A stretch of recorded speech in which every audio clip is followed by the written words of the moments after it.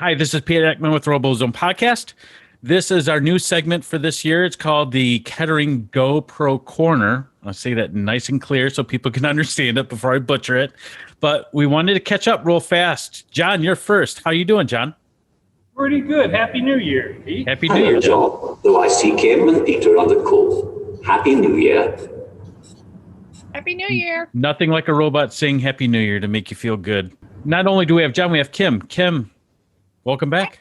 Yeah, thanks. You too. I enjoyed the break, and we hit the ground running now because it's robotics season. So you better be ready to go. I smell it in the air. I smell burnt metal. I smell burnt wires. And that's just putting stuff together. That's not even competing.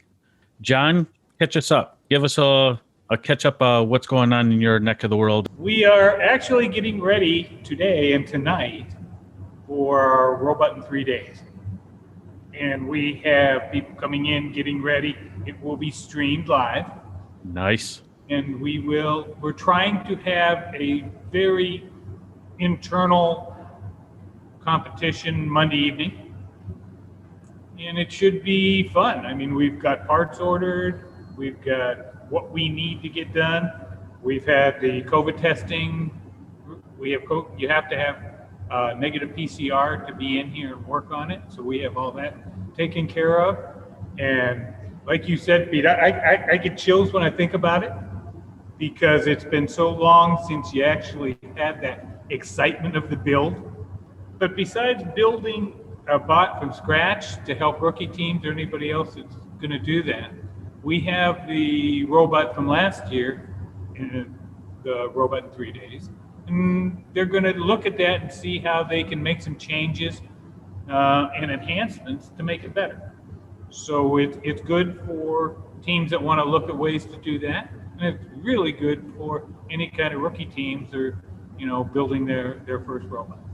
Yeah, we're super excited. On top of that's going on, we talked last time about the Space Exploration Challenge where we challenge students to build a space station and a rover. So the submission for that comes up, I believe that deadline is the 13th. So we're kind of excited to see those start to pour in.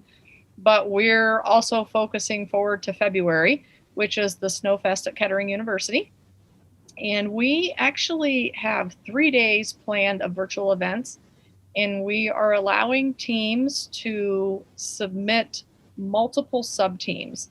So what I mean by that is, let's just say, let's use 1506 because they're in the center. They may form 1506A, B, C, and they can choose to compete in whichever of the categories they want.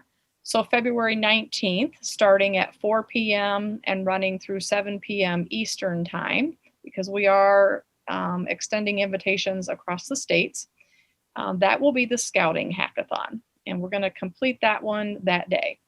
Then February 20th from 1 to 4 p.m. Eastern time, we have the Minibot Plus, the Minibot Design.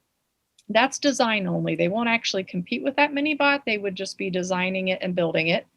Then we have John's grand idea of the Minibot Plus, and what will happen with that one, they'll design that Minibot and build it, but it has to trigger, when it hits the top of the pole, it has to trigger 3 to 5 additional actions. So that one is kind of a Rube Goldberg knockoff type of idea.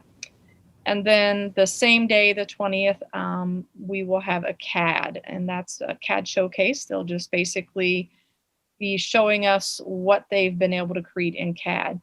Then on the 21st, from 1 to 5 p.m., again, Eastern time, we're going to have the Minibot Climb competition.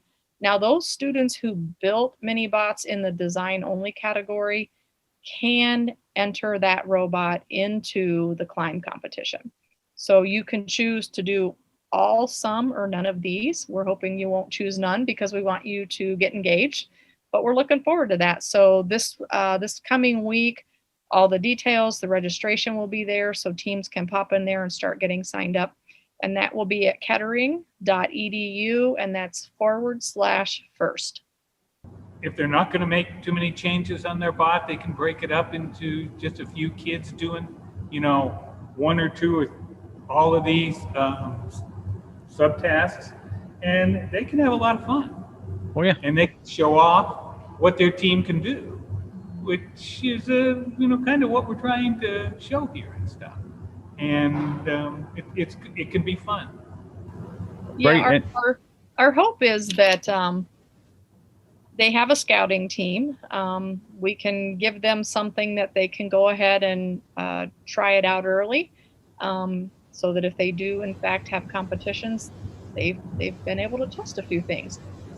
As far as the CAD, it does not have to be CAD of a minibot. It could be CAD of any particular system of your robot. So we really tried to select things that, as the team is moving towards this first robot for this season, we take what they have and we let them, again, showcase it.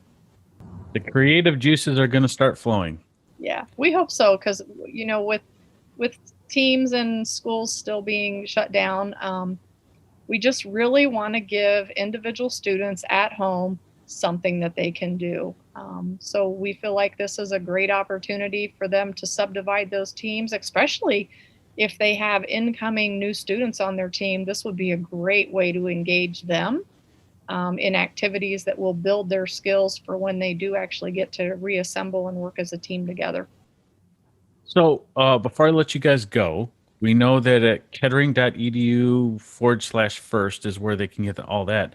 So I want to thank you guys for stopping by for the Kettering GoPro Corner. See, I got that twice in one episode without having to edit it. I love it. But we will check in with you guys next Friday, and we'll see what's progressed since then, right? Yes. Yeah, and I think Henry had one thing he wanted to say. Okay.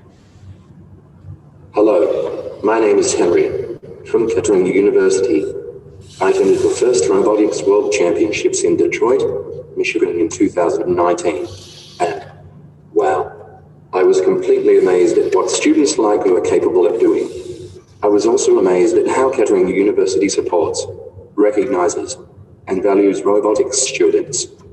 In fact, I was so impressed that I moved to Kettering University to be part of meeting and working with the many robotics students that visit and attend Kettering University. I now reside in the first Robotics Community Center at Kettering University. I've learned some really amazing things since I moved in. Did you know that in 2020 Kettering awarded 87 robotics scholarships totaling $1.9 million? It's true. Another exciting fact, 42% of this year's freshman class hail from robotics. They even have a first alumni association for students that meets weekly. If you still want to compete once you head off to college, then join the next year. Robot in 3 days, robot in 30 hours, or wait for it, the Kettering Combat BattleBots team. Be sure to check out all the Kettering has to offer at kettering.edu. Thank you, Henry. That was great. I couldn't have said it better myself. So thank you guys. We'll check out or check in with you next Friday, see what's going on, see what submissions may have come in, and then we could talk a little bit about kickoff.